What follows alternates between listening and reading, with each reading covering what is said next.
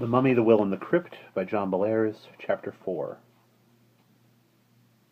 Lake Chakarua looks as if it had been intended by God to be a mirror for noble Mount Chakarua. And Mount Chakarua deserves a mirror because it is a mountain that has presence. It stands out. Most of the white mountains of New Hampshire have been worn down by millions of years of wind and weather into gently rounded tree-covered humps. But at the top of Mount Chakarua, a sharp horn of rock thrusts up into the sky. When Johnny first saw it, the mountain was at its most beautiful. It was the height of the fall foliage season, and the maple trees that grow on the mountain's side were lit up with brilliant reds and oranges. Johnny looked up and hoped for a day when the wind wouldn't blow, so that he could see Mount Chakarua perfectly reflected in the still waters of its own special lake. The bus followed New Hampshire State Route 16 past the mountain and the lake onto a dirt road that branched off from the highway. It crossed a rickety wooden bridge until it came to a wooded area where rich people had their summer homes. In a clearing in the middle of a big patch of wooded land stood Camp Chakarua, which consisted of 4 two-story log buildings and a flagpole. Johnny and the other boys were assigned their bunks in these buildings. That night a fire was made in the big brick fireplace in one of the dormitory buildings, and the boys and the counselors gathered around to sing songs and tell ghost stories and eat popcorn and drink cider. The next day, the camp routine would begin. On Tuesday morning after breakfast, Johnny was hiking up a dusty road with a group of other boys.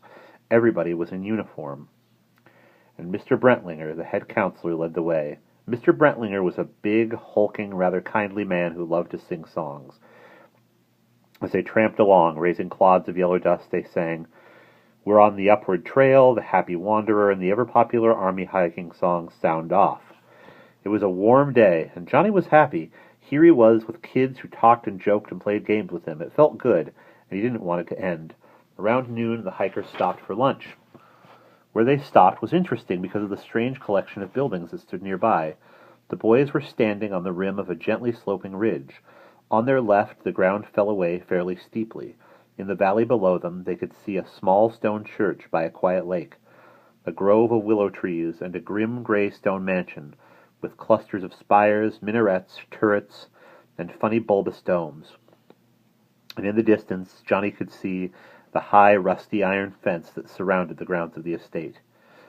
There were iron gates, chained shut, and a rutted, disused road that wound away from the fence right up to the road the boys were standing on. The place where it met the road was marked by a big stone arch. Monster heads and leering human faces were carved on the arch. And there was also a name, Staunton Herald. Johnny stood with his sandwich in his hand as he gazed up at the arch. Staunton Herald. The name was familiar somehow, but he couldn't for the life of him say why. Staunton Herald. Had he ever known anybody named Harold Staunton?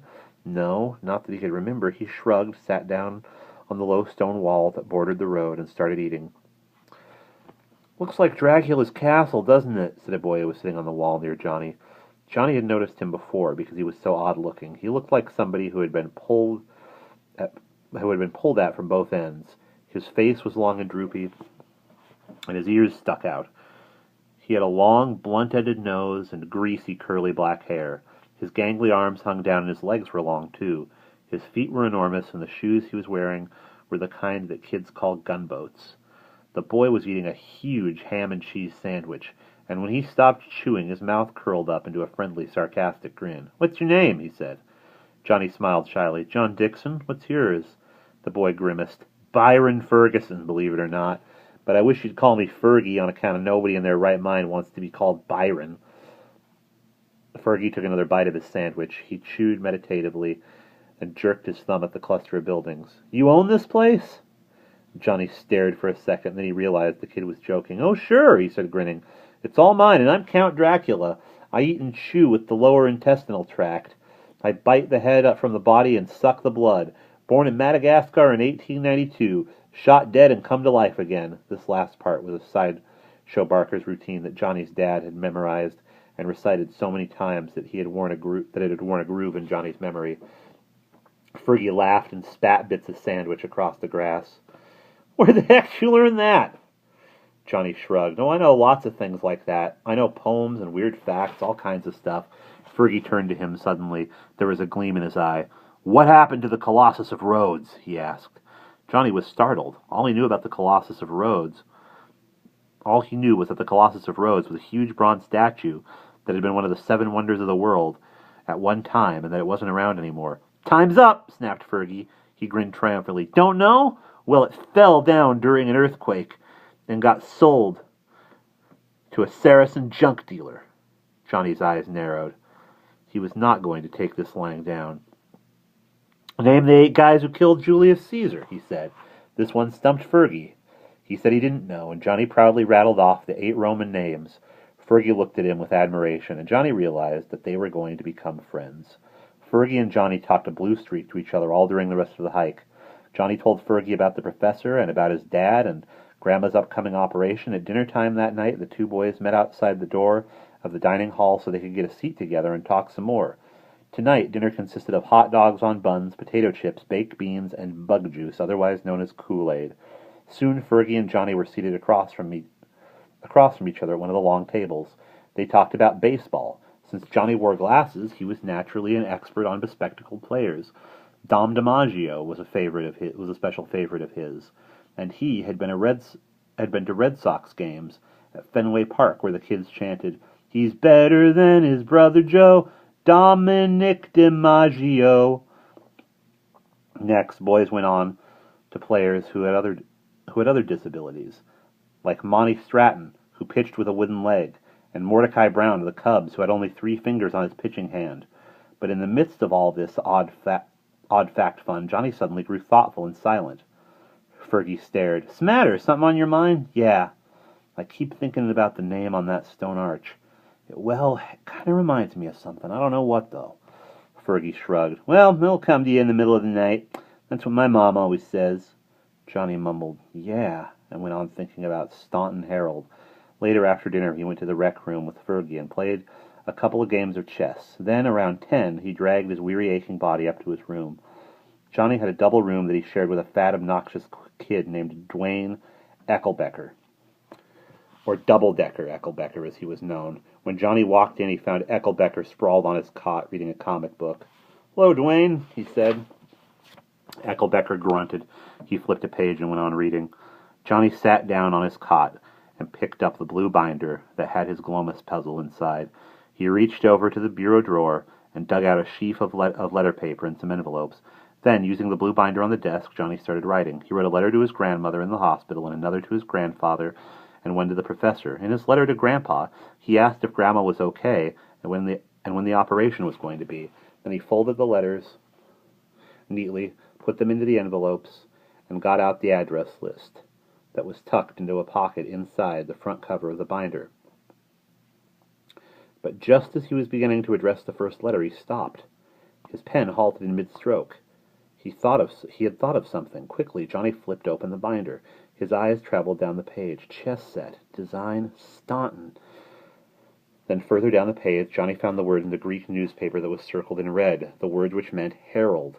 Staunton Herald. Staunton Herald! What did it mean? Was it all a crazy coincidence? Johnny's mind began to race madly. Then suddenly he jumped up. There was something he had to know. Eckelbecker looked at Johnny with sluggish curiosity as he raced for the door, opened it, and slammed it behind him. With the binder still in his hands, Johnny ran downstairs to the dining room. The huge room was mostly dark, but a fire was crackling in the big brick fireplace, and shadows danced over the trophies and drinking mugs that littered the stone mantelpiece. In a big leather armchair before the fire sat Mr. Brentlinger. His legs were stretched out comfortably in front of him, and he was puffing on a large briar pipe. When Johnny saw Mr. Brentlinger, he paused. He was scared of counselors and teachers and policemen and other grown-ups who had authority over him. On the other hand, he knew that Mr. Brentlinger was a very nice, easy-going guy, and Johnny also knew that he would go out of his mind if he didn't find out the things he wanted to know. Cautiously, Johnny walked forward until he was standing near the armchair. He coughed, and suddenly Mr. Brentlinger became aware of his presence. He turned his head and spewed out a long, thin stream of pipe smoke. "Hi, John. It is John, isn't it?" Johnny nodded tightly. "Yes, sir, that's my name." "I thought it was. Well, John, what can I do for you?" He's going to think this is crazy, thought Johnny, but he plunged ahead. Well, Mr. Brentlinger, could you, would you happen to know the name of the people who own that old mansion that's near the place where we ate our lunch, with the towers on it and the little church next door to it? I was just kind of interested in knowing. Mr. Brentlinger turned and looked at Johnny. He laughed and shook his head. Well, now, that is a strange thing to be asking. Were you hoping the place was haunted or something? Johnny squirmed and clutched the binder tightly against his chest. He began to think that it had been a mistake to bring it with him. What if Mr. Brentlinger wanted to see what was inside?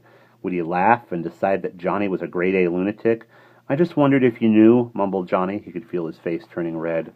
Mr. Brentlinger looked at Johnny sympathetically. I wasn't trying to make fun of you, John, he said gently. I just couldn't resist having my little joke. Anyway, I think I do remember who owns that place. It's the family that owns the cereal company. You know, the people that make Odie crisps and all that gunk? They have a really weird name. It's Glomfield or Glimp or something like that. Anyway, it was the old man, the founder of the business, that built the place. It's falling down now, the mansion, and I keep wondering what they're going to do with the place. I wish I could remember the name for you. Let me think a bit. Mr. Brentlinger went on humming and puffing at his pipe. Johnny stood there in the darkness, trembling. He felt cold all over, but he also felt wildly triumphant. He had doped out the puzzle, part of it anyway. Could he be wrong? Johnny didn't think so. The lost Glomus will was out here. Out in that old mansion, or somewhere near it maybe. Johnny wanted to do 18 things at once. He wanted to rush out and find a phone and tell the professor what he had discovered. He wanted to tell his new friend Fergie, and he wanted to be out at the mansion prowling around. Mr. Brentlinger's voice broke in on Johnny's thoughts. Nope, I just cannot come up with that name. Anything else I can do for you, John? John, are you there? Mr. Brentlinger turned his head and peered into the darkness behind his chair. Johnny was there, all right. At least his body was there. His mind was out among the crumbling stones of the Staunton Herald estate. Huh? Said Johnny, startled. Yes, sir. What did you say, Mr. Brentlinger? Mr. Brentlinger chuckled. Never mind. So is there anything else I can do for you? No, sir, Johnny said. He felt flustered, and he was looking for an exit line. You told me what I wanted to know, so I guess I'll go up to bed now. Thanks a lot. Don't mention it. Sleep tight. Johnny went up to his bedroom, but he did not go to sleep. He felt like a wound-up spring. Mechanically, he put on his pajamas and went down the hall to brush his teeth and wash his face. Then he came back and crawled into bed, where he lay tossing and turning all night, while Eckelberger snorted like a chainsaw. If the human brain were a machine with an off button, Johnny would have shut his mind off and he would have gotten some sleep, but he kept thinking about the objects on the table in Mr. Glomus's office. The signboard. What did it mean? Was the will hidden in a teapot? Johnny tossed and turned and moaned. Finally, the room got lighter, and Johnny heard the bugler blasting away, playing reveille outside his window. It was time to get up. And that's the end of Chapter 4.